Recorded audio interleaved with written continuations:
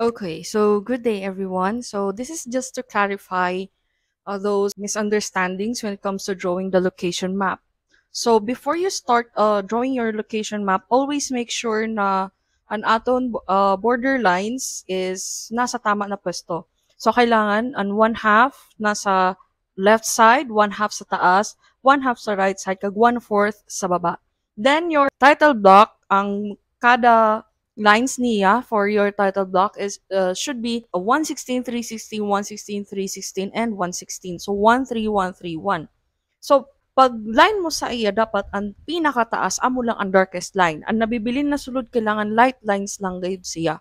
Dili pwede na nag-drawing ka or naghimo ka sa imo title block na tanan na lines mo dida is all dark. So dili pwede because the lettering guidelines should be very thin and very light. So ang magiging dark mo lang dida is ang pinakababa na borderline and your topmost parts an imo title block.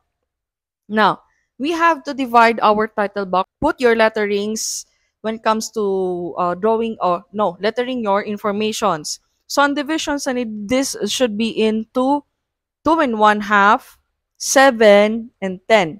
So 2 and 1/2, 2 and 1/2, 7, 7, 10, 10. Susugon ang tanan ng mga lines using your ruler. So 1, 2, 3. Before you proceed, kailangan tanan mo anay na mga lines, na excess lines, you should erase them. Mga markings mo dida, mga lagpas mo na lines, erase mo anay para wara sin ulang sa imo paghimo sa imo drawing plates. Now, sa imo naman na title block, kailangan adidi MNCHS, Masbate City, your complete name, grade and section, tapos nano ka na class, either classified, classroom, classmate, cluster, classical. So, dapat amo di daan ibubutang mo. Nano ka na class? Kailangan aramon mo ani kung nano ka na class. Then, sa baba naman is specialization, technical drafting 9, and C2. Then, didi naman sa pinaka-last, plate number, taas plate number, plate, tapos NO. Tapos sa baba naman is, nano siya na plate number. So, 1. So, butang mo lang, 1. Amo lang. Now, ini siya, this is your standard borderline and title block. So, ibig sabihin, paulit-ulit mo siya nahihimuon. Throughout the 4 quarters, amo ni siya himuon mo, a borderline and the title block. So, 1/2, 1/2, 1/2, 1/4, 116, 316, 116, 316, then 116, then 2 and 1/2, 7, and 10. Amin na ang standard na paghimo mo sa imo blank na working plate. So, this is called the working plate or the drawing plate. So, paulit-ulit mo siya na himuon. Now, since tapos na kita sa paghimo sa blank plate, so, syempre, butan ta na siya sa sulod. Pagbutang natin sa sulod, mahimo na kita sa location map because this is our first plate for the quarter. So, dili lang siya kay amo lang namin maging plate, dumo pa siya. So, pinakauna is the location map. So, sa location map, kailangan na anay naton himuon and mismong title san aton plate. This is the location map. So, dapat butangan anay naton san title na location map kag kunano siya na scale. This is the information about your location map. Paghimo sa location map, syempre gihapon, igwag gihapon siya sin mga sukol. Dili siya pwede na mawara when it comes to making your or the title of your location map. So, ini siya unahon anay naton himuon bago naton himuon sa sulod. Kay dili pwede na mauna siya small ini. Kasi kung mauna siya, ini siya wara na siya space, dili na siya mabubutangan. So butangan anay naton ini siya na title nato sa location map before kita mag-adjust para sa iyo pinaka mapa. So, we are going to label for your location map. So, sa location map, using your ruler, tuna sa pinakababa sa imo, no, not actually sa pinakababa, pero ang pinakataas ang title block ini siya because this is the borderline. So, ini na pinakataas amo ang pinaka ano sa title block mo. So, tuna dida ka na masukol. Okay pa. So, ang tuna didi, sagkahon may na siya, gamit sa lapis, tuna sa 0, dapat nakaline sa mismong title block, then hanapon mo ang 1. So, ibig sabihin, ang distance tuna didi pa kadi is just 1 inch. So, 1 inch sa kabila, then another 1 inch naman sa kabila na side. So, amoy na siya ang paghimo para sa space sa imo location map. Then, align mo anay, then light line lagay siya. Light line, horizontal line. Light, horizontal line. So, parehas dapat siya ka-light sa imo paghimo sa title block or sa lettering guidelines. So, light lang dapat siya. Now, tuna naman ni Dios ang 0 sa imo borderline sa my left side. So, ang 0, naka-align nida. Tuna nida pakadto is 4 and 1/2 inches. 4 and 1/2 inches. So, 4. So, adin diamond. So, that, ada didaan 4 and 1/2. 4 and 1/2, then 7 inches. 4 and 1/2, 7 inches. So, amo na magiging kahalaba sa imo linya para sa imo location map. So, tuna dida, pakadto linyahan, ida-darken mo na siya. Kasi syempre, igwa ka na sin measurement, san length, san baseline, san imo location map. So, darken mo siya. Tapos, syempre, an excess line, you have to remove that. Kasi para dili siya maati kitaon, dili siya ulang, dili siya extra. Kumbaga, kasi hindi naman siya importante. So, tuna naman dida pakadto, since amo niya magiging baseline sa aton location map, nabubutangan naman naton sa bilog. Didi na part, didi. So, mahimo ka sana using the circle 16. So, guwa kita didi sin circle template. Now, nanong gagamiton mo na circle sa kadamo-damo na bilog para sa imo circle template? Sa circle template, gagamiton mo ang circle 16. 16 meaning 16 millimeters. Gagamitan natin is the metric system sa circle template. So, ang 16 dida na ginatukoy na number 16, dili po ang nagbasta-basta lang nag-number lang. So, 16 mm ang diameter sa nina circle dapat. So, ang gagamiton mo is circle 16 mm. So, hain siya sa imo circle template. So, this is your circle template. Sa kadamo-damo sana diin ang pipiliin or kung nano man ang hanapon mo na number 16 na ginatukoy. Since circle 16 ang aton gagamiton. So, kada circle, igway na sin mga numbers. 28, 26, 24, 22, 20, 18. So, kadamo-damo sana. Ang gagamiton lang natin is the metric system. So, kasi ini siya na klase sa circle template is duha na. May English system kag may metric system. So, ang gagamiton natin is metric system, number 16. So, adi ho, so, adi 6, 7, 8, 9, 10, 11, 12, 13, 14, 15, 16. Ado ang 16. So, amin po na circle ang gagamiton naton sa paghimo para sa aton location map sa gilid. Now, kung nakikita niyo na dutay na ko rito sa duwa, amoy nang ipapantay mo dito sa tungtungan or ang baseline sa imo location map. So, on circle number 16 or circle 16 millimeters, ini siya ho, amo na an isususog mo dida. Okay po? Dida mo siya isusog. Dili pwede na may lagpas. Okay po? So, nano kay kailangan naton butangan siya sin circle?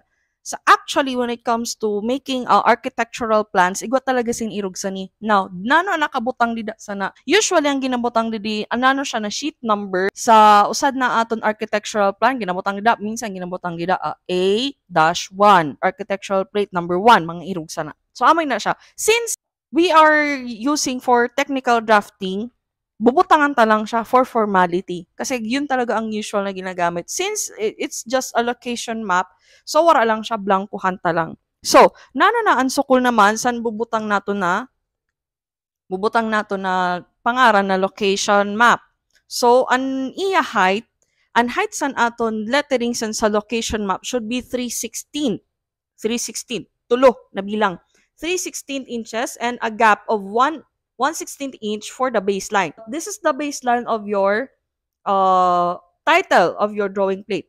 So, tuna didi ang 0, didi mo isususog sa nina line. So, tuna dida, kailangan may gap anay na 1/16 inch. 1/16 inch, kag another 1/16 inch. So, syempre, lilinyahan mo na kay amo ang gap. Now, tuna naman sa nididiho, pasag ka, should be 316, tulo na bilang. Since nabilang tanay ni siya, this will be 0. So, 0, 1, 2, 3. So, amo ang height san aton location map, 3/16 inch. Now, sa baba naman ang imo scale and NTS. So, tuna naman didi gihapon, may gap gihapon siya na 1/16. 1/16 inch. Tapos, ang imo naman height san sa imo lettering para sa scale NTS is 1/8. Duha siya na bilang kasi 2/16 siya originally. 2/16 inch. So, 2 counts ina siya. So, this is the 0. Kay tapos na nato siya magbilang para sa 1/16 na gap. So, 0, 1, 2. So, duha lang aniya bilang ini siya. So, kung kikitaon natin, mas taas ang location map compared sa scale NTS. Now, paano ba siya i-lettering? Para sa scale NTS, kailangan ini siya na pinakauna na letter san sa scale, aligned san sa L san sa imo location map. Kagan S san sa NTS, ang last letter, dapat align sa last letter man san imo map para equal or equidistant ang iya itsura. So, balance siya kitaon. So, that is your title san sa imo location map. Irog san magiging itsura. Okay lang na igwasin mga lines, basta very light lang. Very light. Dili mo na siya pagapanason.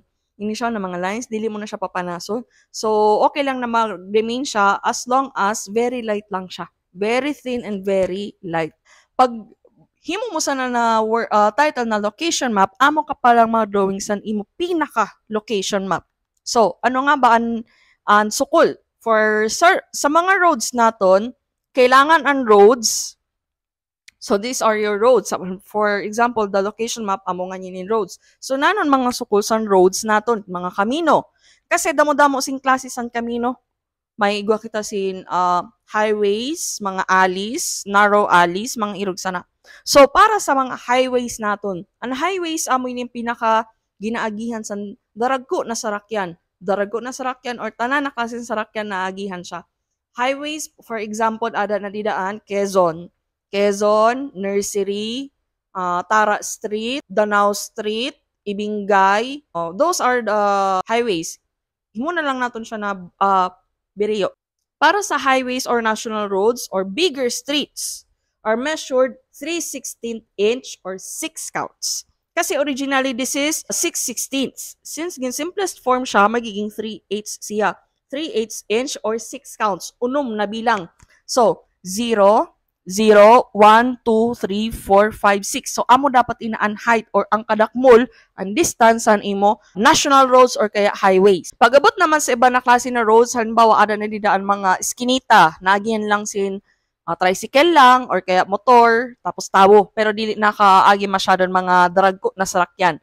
So, mga narrow alleys or streets are measured 1/4 inch or 4 counts lang. Kung kanina, 6 counts, 0, 1, 2, 3, 4, 5, 6, amo ang distansa na. Now, ang para sa mga iskinita is just 4 counts.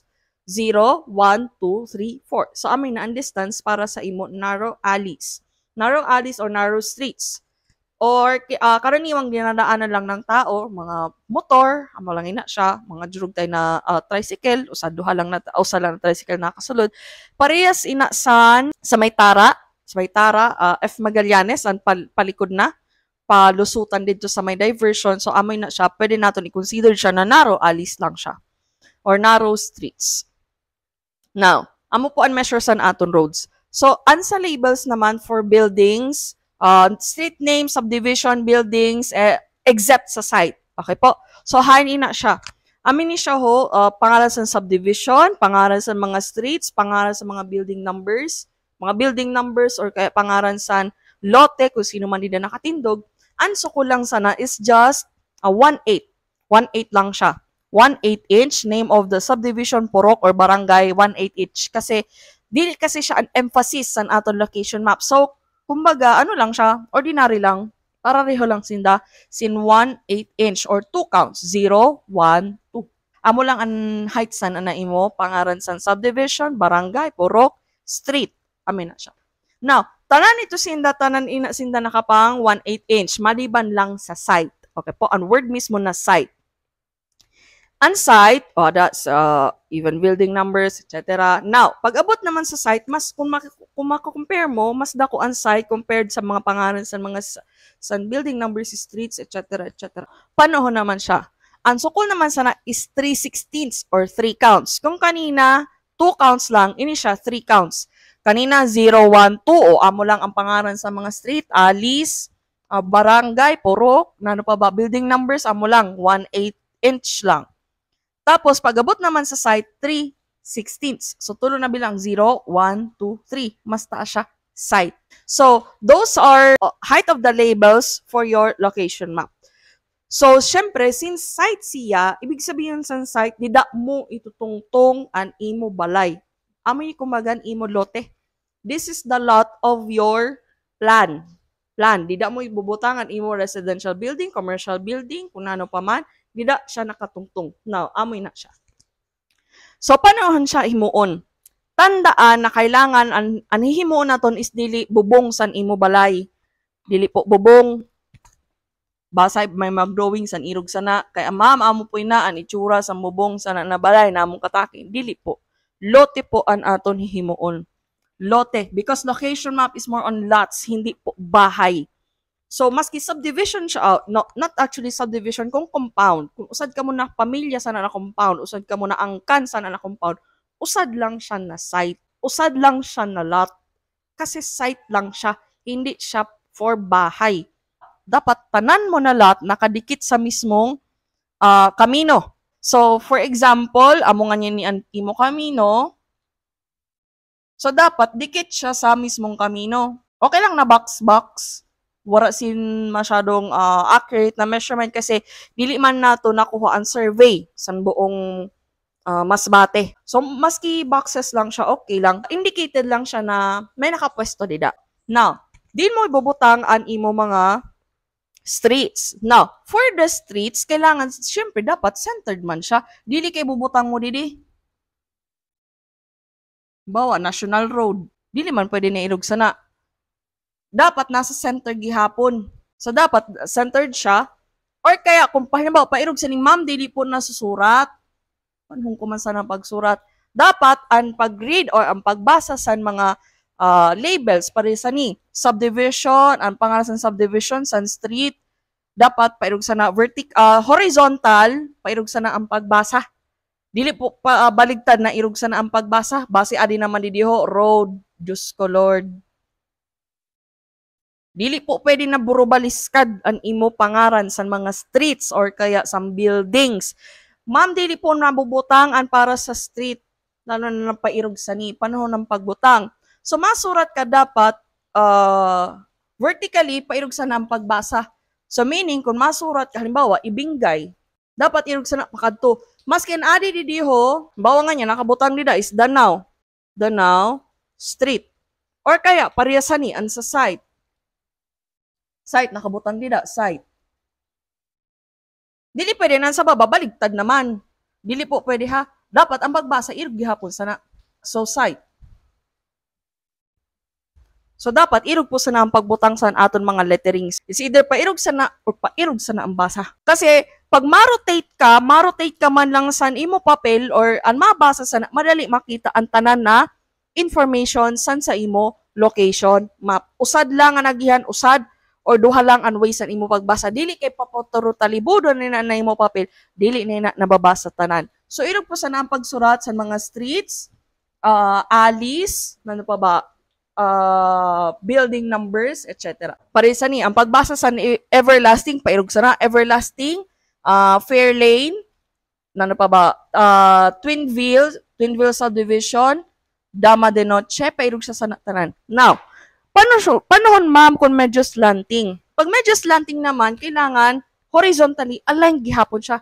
Pareha sa nina site, ang sa site, medyo nagslanting na baga siya, ang itsura, kay medyo nagliko siya pa kadi. Ang pagsurat mo gihapon sana, horizontally aligned gihapon. So, amin sa section line, kaya syempre site siya, ang section line ha, pag section line, dapat 45-degree angle. Section line, dapat naka 45-degree angle siya. So, gamitan nyo sin 45 by 45-degree triangle. Okay po, among gamiton nyo para sana. Now, ang pagsurat sana, irog sana gihapon. Irog po sana ang pagsurat sa site. Maski inan mga roads or kaya pa sa buildings, kailangan horizontally aligned gihapon siya. Depende na lang kung sa kamino, ang kamino, irog sana, dili man talaga masusurat ang buo na pangaran. So, maano ka na sana, masurat ka na sin pa vertical. Pero dapat, pairog sana ang direction sa pagbasa. So, paano ba suraton, ma'am? Ang nakabutang po sa Google Map is Nautical Highway. Dili po pagabutangan sin pangaran ng Nautical Highway kasi amo nakabutang sa Google Map. Okay po? Now, nano talaga ang tunay na pangaran sa na street? Kung halimbawa, anakan butang sa nautical, amo talaga inaan sa Quezon Street. So, ibutang mo talaga Quezon Street. If example na wara simpangaran ang street, let it be. Pero, kung igwa man lang simpangaran, always make sure na butangan ina siya. Kasi dili, kung ako ang site visit, dili ko aram kung nano ang location or nano talaga diin ba talaga nakatungtong ina siya na site. Kaya nga ni siya tinawag na location map. Kailangan aram ko or aram sa nagakita, sang client, sang engineer, sang architect, foreman, kung sino man sa nakunhain ina banda. Kaya siya tinawag na location map. Now, clarify lang ha, kapag rows, that is 3/8 or 6 counts. 3/8 or 6 counts, tapos ang mga narrow alleys naman, pag narrow alleys, kailangan ang nakabutang or ang thickness ng road is 1/4 or 4 counts. Now, pag labels naman, tanan ina, maliban sa site, tanan ina is 1/8 or 2 counts. Pag-abot naman sa site, na pangaran mismo na site, pareho ang height sa height sa ni. So, this should be 3/16 or 3 counts. Tapos, ang site, bida po igwasin section lines. Ang gagamito na triangles is 45 by 45 degree triangle. 45 by 90 degree triangle. Sa among gagamiton mo when drawing paghimo or when drawing your site, sana naka-section line ang imo site. So amo po ang paghimo naton sa aton first plate na location map. If you have questions, do not hesitate to ask me. PM me through GC or personal message. Okay lang sa akon. I will entertain your concerns. And just to clarify, kung ano man ang dili na intindihan sa paghimo sa location map, sa borderline, and etc. So, good luck.